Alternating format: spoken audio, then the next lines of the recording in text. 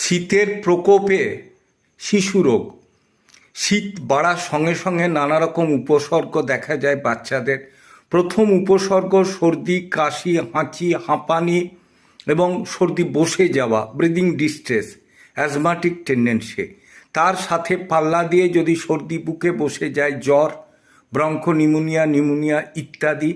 আবার নতুন উপসর্গ দেখা যায় শীতের ভেতরে পেটের রোগ।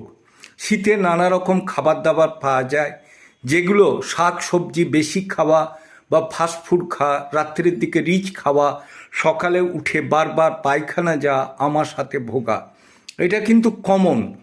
এবং সে পেটটা এত মোচাড়ে উঠে এবং বারবার পায়খানা যাবার ফলে মলদ্বারে ঘায়ের মতো হয়ে যাওয়া বা জ্বালা করা।